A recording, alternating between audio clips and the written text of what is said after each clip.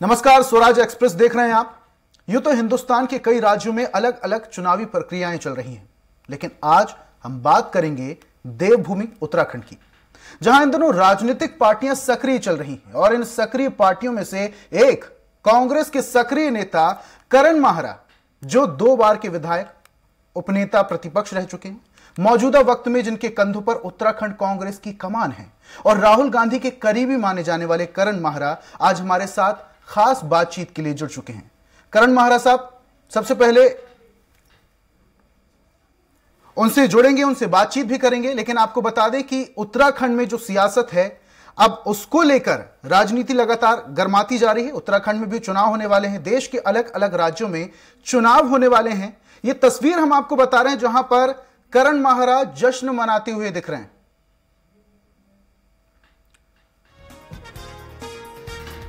तो ये कांग्रेस कार्यालय के बाहर की हम आपको तस्वीरें बता रहे थे, जहां पर हिमाचल प्रदेश में जश्न का माहौल था, उत्तराखंड में जश्न का माहौल था। 2012 में भी कांग्रेस ने 2012 में माहरा को प्रदेश महामंत्री बनाया है। 2017 में 4900 मतों से जीतकर माहरा दूसरी बार विधानसभा पहुंचे थे। 2017 के विधानसभा चुनाव में अजय भट्ट को हराने के बाद करण माहरा का कद काफी बढ़ गया था। करण माहरा 2017 में बनाए गए उपनेता प्रतिपक्ष।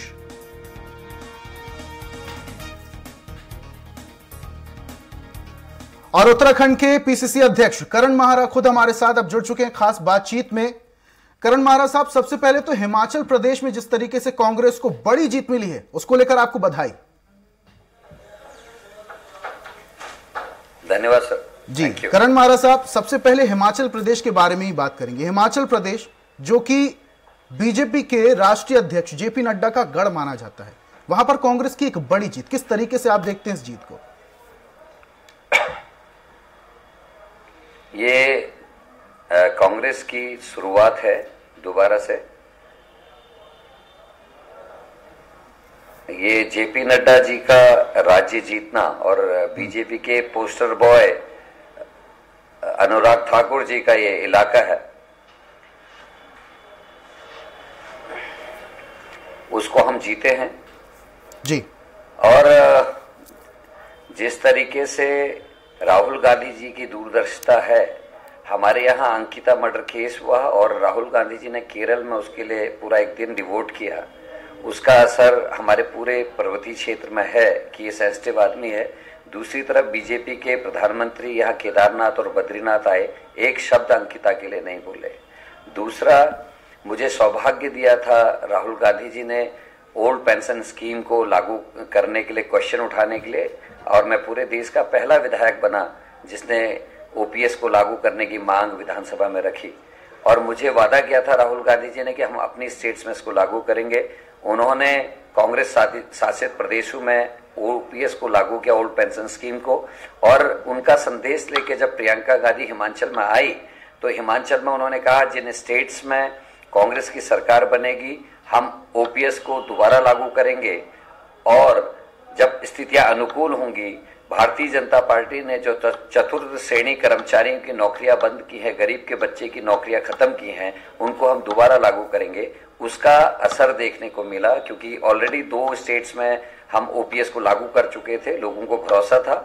इसीलिए कर्मचारियों ने, उनके परिजनों ने हमको आशीर्वाद दिया और मैं उसके लिए उनका बहुत बहुत आभारी और धन्यवाद देता हूँ। जी, आप पहाड़ी क्षेत्र की बात कर रहे थे माहरा साहब। उत्तराखंड और हिमाचल दोनों ही पहाड़ी क्षेत्र हैं, लेकिन ऐसी क्या स्थिति बन गई कि जो अल्टरनेटिव सरकार का मृतक था वो कांग्रेस पार्टी नहीं तोड़ पाई, लेकिन बीजेपी ने तोड़ दिया?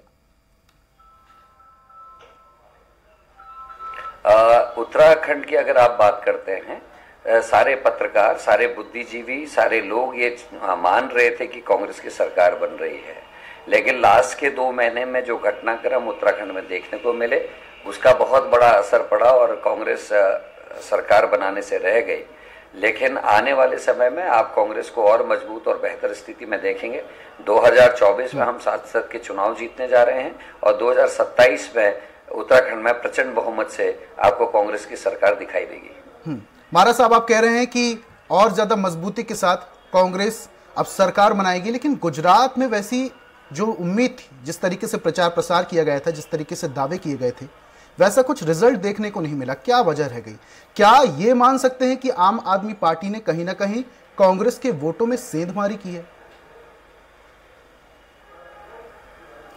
निश्चित ही 17% के आसपास वोट बीजेपी का से जो नाराज था वो वोट आम आदमी पार्टी लगे। अगर वो वोट आम आदमी पार्टी नहीं होती, कांग्रेस को पड़ता, तो बहुत बड़ा अंतर आपको देखने में आता और कांग्रेस की सरकार भी बन सकती थी। जैसे हिमाचल में वोट परसेंटेज लगभग बराबर है लेकिन कांग्रेस की सरकार बन रही है। उसी तरीके से गुजरात में अगर वोट परसेंटेज का शेयर लगभग आसपास होता और जिस तरीके से बीजेपी से लोग नाराज हैं, निश्चित ही कांग्रेस की सरकार बनती। और इसको हम प्रूव भी कर सकते हैं क्योंकि जिस तरीके से आप आम आदमी पार्टी को उन जगहों में बीजेपी मदद करती है जहां वो खुद नहीं आ सकती। पंजाब में अकाली दल ने जब बीजेपी से समर्थन वापस लिया तो बीजेपी ने अपना सारा वोट शेयर आपके संग जोड़कर आपको जीतने में मदद की ताकि कांग्रेस ना आ सके।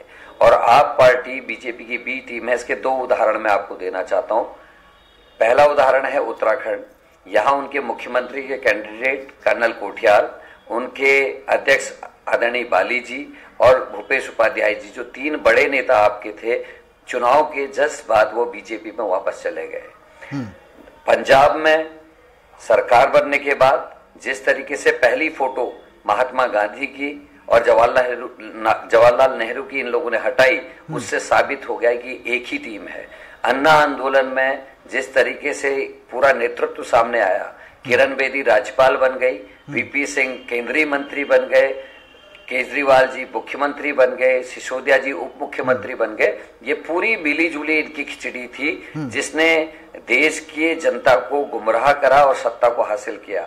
अब पढ़े लिखे लोग उस कांग्रेस की ओर जाना चाहते हैं जिन्होंने बैंकों का राष्ट्रीयकरण किया, जिन्होंने एम्स की स्थापना की, जिन्होंने आईआईएम्स की स्थापना की, आईआईटीज खोले, जिनने पॉलिटेक्निक्स खोले, जिन्होंने देश में इंजीनियरिंग कॉलेज, मेडिकल कॉलेज खोले, इतने इंटर कॉलेज और डिग्री कॉलेज खोले, वो कांग्रेस पार्टी थी जिसने अनेकों सुधार के कार्यक्रम के, शिक्षा का अधिकार, भोजन का अधिकार, राइट टू इंफॉर्मेशन, किसानों की जमीन के अधिकार, ये सब कांग्रेस ने दिए हैं।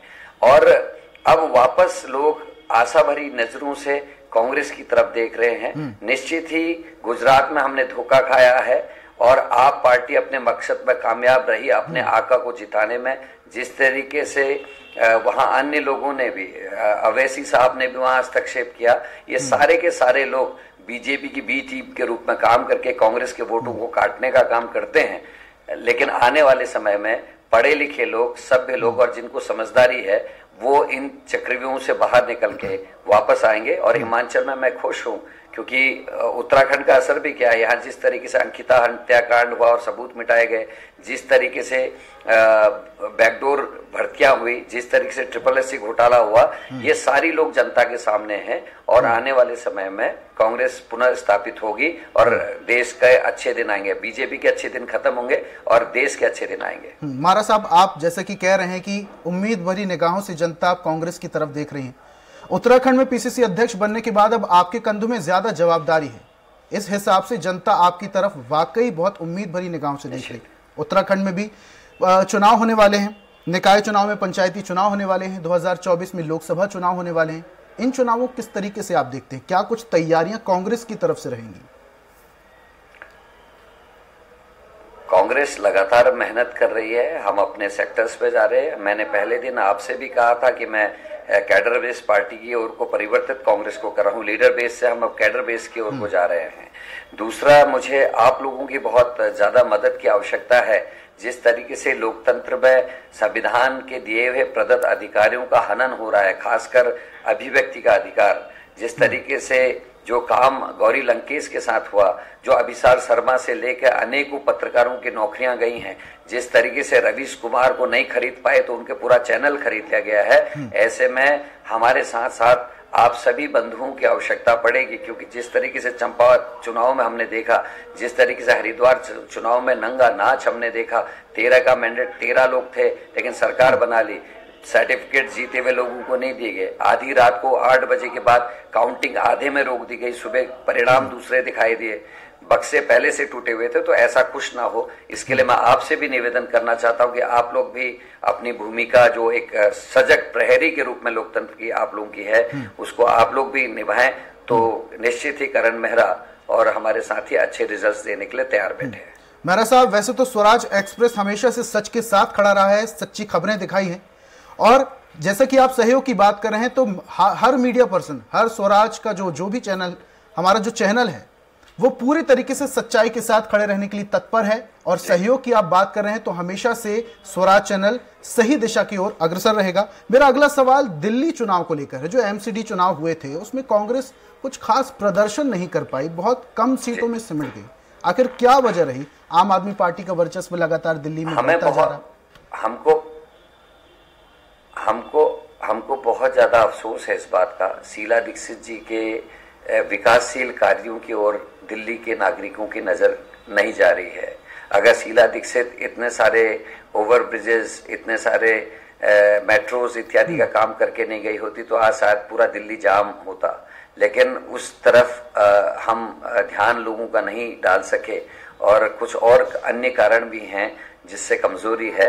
लेकिन जो दिल्ली का ये चुनाव हुआ इसमें बीजेपी के प्रवक्ता जिस तरीके की बातें खुलेआम कह रहे हैं, हमारे प्रदेश के अध्यक्ष ने तो गजब कर दिया। उन्होंने कहा ठीक है हमको बहुमत नहीं मिला लेकिन हम मेयर बनाने की तैयारी कर रहे हैं क्योंकि वहां दल बदल कानून इसमें एमसीडी में नहीं लगता।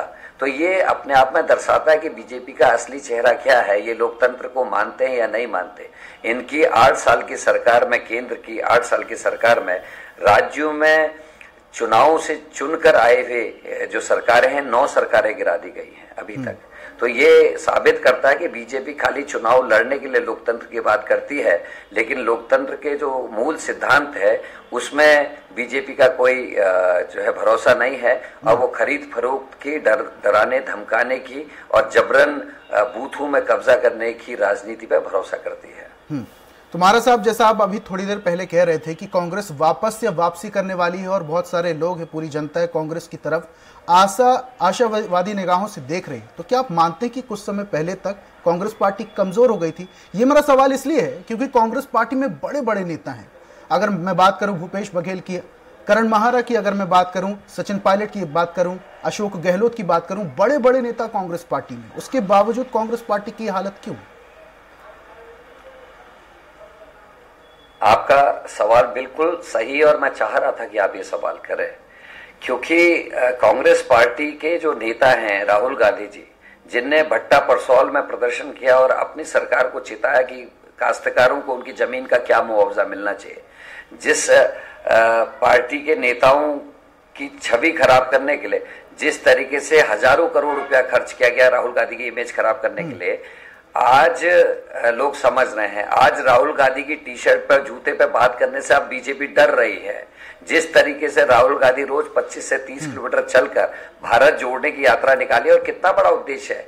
जिस व्यक्ति की मां को जर्सी गाय से लेकर अन्य गंदे गंदे नामों से बोला गया, और वो भी बीजेपी के शीर्ष नेतृत्व के द्वारा, उसके बावजूद भी उस लड़के के मन में किसी के लिए नफरत नहीं है। वो आज भी कह रहा नफरत छोड़ो भारत जोड़ो। उसकी चिंता भारत की एकता अखंडता को बनाए रखने की है। उसकी चिंता भारत की सीमाओं में जिस तरीके से चीन और नेपाल घुसपैठ कर रहे हैं उसको लेकर उसकी चिंता है।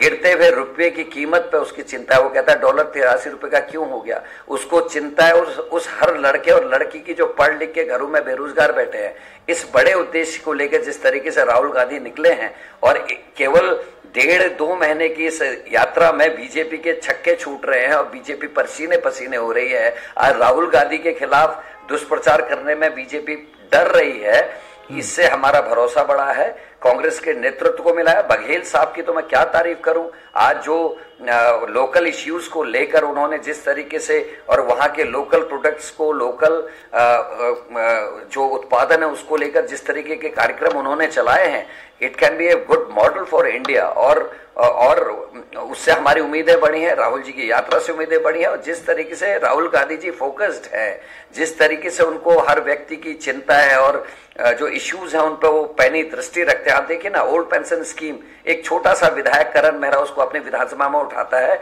उसको राहुल गांधी जी यहां से दिल्ली बुलाते हैं कि करण ये क्या विषय था तुमने उठाया, और बहुत लोग देख रहे हैं इसको। मैंने जब उनको एक्सप्लेन किया, उन्होंने तुरंत मुझे प्रॉमिस किया कि जहां जहां कांग्रेस की सरकार बनेगी करण, हम उन प्रदेशों में ओल्ड पेंशन स्कीम को लागू करेंगे। इससे बड़ा बड़प्पन और किसी नेता का क्या मिल सकता है साहब। हमारे को उन्होंने कह दिया, हमारे लिए यही जीवन भर की एक पूंजी हो गई। उन्होंने मेरी बहन जब अंकिता मरी, उसके मर्डर केस में जब लोगों ने उसके सबूत मिटा दिए, अपने उसके डोजर चलवा दिया, उसके कमरे में आग लगा दी, सबूत मिटा दिए, उस घटना को लेकर कितना सेंसिटिव मेरा नेता है, उससे मेरे पूरे उत्तराखंड के कांग्रेस के लोगों में एक जज्बात पैदा हुए हैं राहुल गांधी को लेकर कि आखिर हमारा नेता ऐसा है जो हमारी बहन के लिए केरल में भी याद रख रहा है, एक पूरा दिन उसको समर्पित कर रहा है। दूसरी तरफ जो पार्टी सत्ता में है उसका प्रधानमंत्री आता है, नियम तोड़ के गर्भगृह में कैमरे लेके जाता है, लेकिन उसको अंकिता के लिए एक शब्द कहने का टाइम नहीं मिलता। तो ये सारी चीजें ऐसी हैं जिससे हमारा विश्वास, हमारी एनर्जी राहुल गांधी की वजह से बढ़ी है, और हम पूरी मेहनत कर रहे हैं, रात दिन मेहनत कर रहे हैं, और कांग्रेस को वापस लाके राष्ट्र के हित में सुरक्षित करना और कांग्रेस को बढ़ाना ही हमारा जीवन का लक्ष्य है। तुम्हारा साहब क्या लगता है कि जो यात्रा शुरू हुई है, भारत जोड़ो यात्रा, कन्याकुमारी से शुरू हुई, कश्मीर तक जाएगी, अभी कुछ समय पहले तक मध्य प्रदेश में थी, इंदौर में भी राहुल गांधी गए थे बाबा महाकाल के दर्शन करने के लिए, कितनी इफेक्टिव रहने वाली है? क्योंकि अब कहीं ना कहीं बीजेपी पार्टी जो है, उनके नेता भी सक्रिय हो गए हैं भारत जोड़ो यात्रा को लेकर और आलोचनाएं भी कर रहे हैं। देखिए, कांग्रेस का आज का लक्ष्य ने आजादी की लड़ाई देख ली है। जिन लोगों ने भारत छोड़ो आंदोलन का विरोध किया हो, क्विट इंडिया मूवमेंट का मुस्लिम लीग और आरएसएस ने विरोध किया, आज उनकी सरकार है। महात्मा गांधी की हत्या करने वालों की आज सरकार है। आइए हिंदू मुसलमान की बात करते हैं, इन्होंने क्यों मारा महात्मा गांधी को? इन्होंने जिन्ना को क्यों नहीं मारा? तो ये खाली बरगलाते हैं, वोटों के ध्रुवीकरण की राजनीति करते हैं। इनकी बातों में अब जनता नहीं आने वाली है। और हमारे राहुल गांधी जिस तरीके से यात्राएं कर रहे हैं, जितने गंभीर वो हैं, उससे उनकी छवि सुधरी है, बढ़ी है, और इसलिए बीजेपी के प्रलोभनों पे, बीजेपी के खोखले नारों पे अब लोग बहुत समय तक भरोसा नहीं करने वाले हैं। कांग्रेस ने तो तभी भी कहा था, मजहब नहीं सिखाता आपस में बैर करना, हिंदी हैं हम, हिंदी हैं हम, हिंदुस्तान हमारा। ये कांग्रेस तो शुरू से ये सब कह रही है। तो हमको ऐसी पार्टी से डरने की जरूरत नहीं है जिन्होंने अंग्रेजों का साथ दिया हो, जिन्होंने क्विट इंडिया मूवमेंट का विरोध किया हो। ऐसे लोगों से डरने की जरूरत नहीं है। हम इंतजार कर रहे हैं पढ़े लिखे लोगों का सामने आने का, हम इंतजार कर रहे हैं बुद्धिजीवी लोगों का सामने आके लोगों को समझाने का। फिर से कोई चाणक्य पैदा होगा, फिर से कोई विक्रमादित्य पैदा होगा, और भारतीय जनता पार्टी के इस तिलिस्म को तोड़ने का काम करेगा। बिल्कुल महाराज साहब, तो हिंदी है हम, वतन है हिंदुस्तान हमारा, और हिंदुस्तान में एक राज्य ऐसा भी है जिसे देवभूमि कहा जाता है। उत्तराखंड की मैं बात कर रहा हूँ। उत्तराखंड में जिस तरीके से तेजी से बदलाव हो रहे हैं और भी कई सारी अनियमितताएं, तो क्या कांग्रेस पार्टी अपनी सत्ता आने के बाद इन सभी समस्याओं से निपटने के लिए तैयार है? चाहे मैं बात करूं तीर्थ यात्रा की, चाहे मैं बात करूं कटाक्ष की, चाहे मैं बात करूं राजनीति की, और भी बेसिक जो समस्याएं हैं लोगों की, वो लगातार बढ़ती जा रही हैं। आरोप कहीं ना कहीं बीजेपी पार्टी पर लग रहा है क्योंकि इनकी सत्ता है। कांग्रेस पार्टी सत्ता में आने के बाद क्या करेगी? आप निश्चिंत रहिए। कांग्रेस के राष्ट्रीय नेतृत्व ने एक साधारण से कार्यकर्ता को अध्यक्ष बनाया है, और वो इसीलिए बनाया कि मैं, क्योंकि जमीन से जुड़ा हुआ व्यक्ति हूँ, मैं कार्यकर्ताओं के साथ सोता हूँ, कार्यकर्ताओं के साथ खाता हूँ, उन्हीं के घर में रहता हूँ, इसलिए मुझे जमीन में हकीकत का पता है। इसीलिए आपके भाई ने बनने के तीसरे दिन ही गढ़वाल का 13 दिन का दौरा किया, ऑल वेदर रोड को देखा, उसके अलावा यात्राओं का जो इंतजाम था उसको देखा, और मैंने चौथे दिन ही आके बीच में मुझे मजबूरी में वापस आके देहरादून में प्रेस करनी पड़ी, और राज्य बनने के बाद सर्वाधिक मृत्यु दर इस बार की यात्रा में हुई, जिसको मैंने पहले आशंका जाहिर की थी कि पोस्ट कोविड इफेक्ट्स आएंगे, वहां ऑक्सीजन की व्यवस्था नहीं है, कार्डियक अटैक अगर किसी को पड़े उसके लिए कार्डियोलॉजी की देखने वाले और अच्छे डॉक्टर्स की वहां तैनाती नहीं है, लेकिन सरकार ने नहीं माना, और इस बार रिकॉर्ड मृत्यु भी। अब जो हेल्थ सेक्रेटरी है उन्होंने भी 3 दिन पहले बयान इस पे दे दिया, हालांकि पहले ये सब चीजें छिपाते रहे। और जिस तरीके से विधानसभा में नेताओं ने बेशर्मी से योग्य उम्मीदवारों के हकों में डाका डाल के अपने परिजनों की नौकरियां लगाई, वो आज जनता के सामने है। उस विषय को करण मेहरा ने ही उठाया था। SSC भर्ती घोटाला होता है, सचिवालय भर्ती घोटाला, पुलिस भर्ती घोटाला, Ankita murder case, Vipin Rawat murder case, Pinky murder case, 4 साल की बच्ची के संग बलात्कार, पुलिस लाइन में बुजुर्ग के संग लूटपाट, 15 साल की लड़की पे गोलीबारी, आतंकवादियों का रहना, आतंकवादियों को पकड़ने के लिए उत्तराखंड की पुलिस मुस्तैद नहीं, यूपी से पुलिस आके पकड़ रही है। यूपी की पुलिस बिना उत्तराखंड की पुलिस को भरोसे में लिए गोलीबारी करती है, जिस प्रमुख की पत्नी मरती है। अनेकों ऐसी चीजें हो रही हैं जिससे आम आवाम जनता त्रस्त है और आने वाले समय में बीजेपी को सबक सिखाने की तैयारी कर रही है। तो महाराज साहब, बीजेपी को सबक किस तरीके से सिखाया जाएगा? क्योंकि जब सरकार बीजेपी की चल रही है, इस दौरान जब कुंभ भरा था उस दौरान भी कई सारी अनियमितताएं और घोटाले के आरोप बीजेपी पार्टी पर लग चुके हैं, उनके सीएम पर लग चुके हैं, लेकिन वो सिरे से खारिज कर देते हैं इन बातों को, इन आरोपों को। उन अधिकारियों को चेतावनी है आपके माध्यम से, जिनके कंधों में रखकर बंदूक चलाई जा रही है। आपको याद होगा, एक सिद्धू साहब थे हमारे यहाँ के डीजीपी साहब, रिटायरमेंट के बाद आज गिरफ्तारी हो रही है, तलवार लटक रही है। कांग्रेस की सरकार आएगी, सारा हिसाब किया जाएगा। जिन जिन लोगों ने मेरे राज्य को लूटा है, जिन जिन लोगों ने अपराधियों को संरक्षण दिया है, जिन जिन लोगों के रहते हुए राज्य में अपराध हुए हैं, उनको किसी को भी क्षमा नहीं किया जाएगा। कांग्रेस पूरी रणनीति के साथ आगे बढ़ेगी और ऐसे अधिकारियों को, ऐसे नेताओं को और ऐसे षड्यंत्र में शामिल लोगों को जिन्होंने संगठित अपराध किए हैं, उनको निश्चित ही सजा दी जाएगी। महाराज साहब, एक व्यक्तिगत सवाल मैं आपसे पूछना चाहूंगा। जिस तरीके से कांग्रेस पार्टी में अभी कुछ ठीक नहीं चल रहा था, अगर मैं पूरे देश में बात करूं, चाहे छत्तीसगढ़ की बात करूं, मैं 50-50 की सरकार की बात चल रही थी, ताम्रध्वज साहू और सीएम भूपेश के बीच में। अगर मैं राजस्थान की अगर बात करूं तो वहां पर भी कुछ हालात ठीक नहीं थे, मध्य प्रदेश में भी कुछ हालात ठीक नहीं थे। क्या ऐसी स्थिति उत्तराखंड में तो नहीं बनने वाली? उत्तराखंड में निश्चित ही ये स्थिति नहीं बनेगी। हम लगातार कार्यकर्ता के संपर्क में हैं और कार्यकर्ता किसी की भी बदतमीजी स्वीकार करने के मूड में नहीं है और हमारे नेता भी मुस्तैदी से काम कर रहे हैं, क्योंकि सबको सबक मिला है कि हमारी गलतियों से हम राज्य का अहित कर बैठे। एक ऐसी सरकार बन गई जिसने खनन माफिया को संरक्षण दिया हुआ है, जिसने भू माफियाओं को संरक्षण दिया हुआ है, जो अपराधियों को बचा रही है। आज अपने आप को हम भी, हमारे नेता भी ठगा हुआ महसूस कर रहे। आने वाले समय में ये सारी चीजें ठीक होंगी और कांग्रेस अपने पुराने दिनों में वापस लौटेगी, ताकि देश सुरक्षित रहे, देश की जनता सुरक्षित रहे, उनके अधिकार और जो उनके हक हैं वो सुरक्षित रहें। इसके लिए हम लोग लगातार प्रयास कर रहे हैं और आज मुझे आपको बताते हुए खुशी है कि आम कार्यकर्ता ने कांग्रेस को अब अपने हाथों में ले लिया है। अब आम कार्यकर्ता किसी भी गलती को करने के लिए या करने की इजाजत देने के मूड में नहीं है।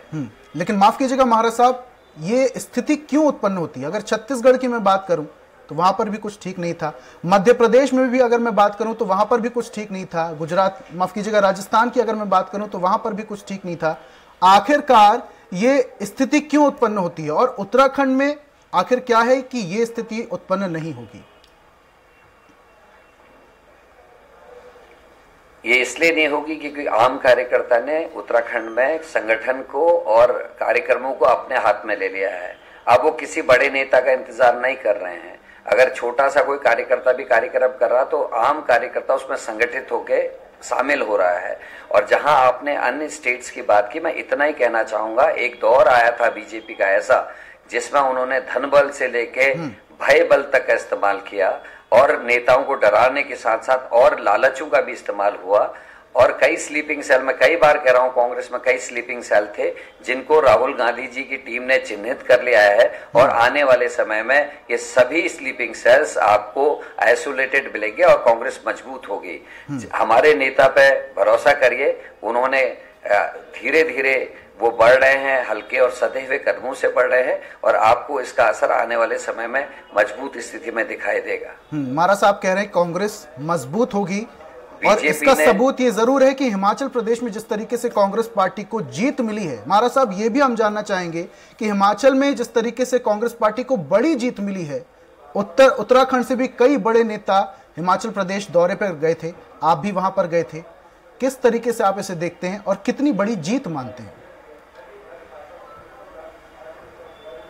निश्चित ही आप देखिए ना, जय शाह के दोस्त हैं वहां के मुख्यमंत्री के जो दावेदार थे, और जेपी नड्डा जो बीजेपी के राष्ट्रीय अध्यक्ष हैं, उनका प्रदेश है। उसके बाद भी अगर हम वहां जीते हैं तो ये राहुल गांधी जी की दूरदर्शिता का परिणाम है। प्रियंका जी ने जो राहुल गांधी जी का संदेश पूरे हिमाचल में दिया और पूरे देश को दिया कि जहां जहां राज्य में हमारी सरकारें बनेंगी, हम वातावरण अनुकूल होने पर चतुर्थ श्रेणी कर्मचारी की नौकरियां बहाल करेंगे। और उन्होंने ये कहा कि जहां जहां हमारी सरकार आएगी, हम तुरंत प्रभाव से वहां ओल्ड पेंशन स्कीम को लागू करेंगे। वहां जिस तरीके से हमारे शीर्ष नेतृत्व ने कदम उठाए, उससे परिणाम हमारे को सार्थक मिले हैं। और आने वाले समय में एक मॉडल के रूप में हिमाचल हमारे लिए बना है कि किस तरीके से हमारा व्यवहार होना चाहिए, किस तरीके से हमको रणनीति बनानी चाहिए, और कांग्रेस उस रणनीति पर आगे बढ़ेगी। और आने वाले समय में पूरे देश में पुराने जिस तरीके से कांग्रेस मजबूत थी, उसी स्थिति को दोबारा पाएगी, ताकि राष्ट्र हित में हम काम कर सके, कार्यक्रम कर सके। बिल्कुल महाराज साहब, तो कांग्रेस की मजबूत स्थिति आने वाला वक्त बताएगा। तो बहुत बहुत शुक्रिया हमारे साथ जुड़ने के लिए और खास बातचीत करने के लिए। ये थे हमारे साथ उत्तराखंड के पीसीसी अध्यक्ष करण महारा साहब, जिन्होंने बेबाकी से सभी सवालों के जवाब दिए। खबरों में फिलहाल इतना ही। आप देखते रहिए स्वराज एक्सप्रेस। नमस्कार।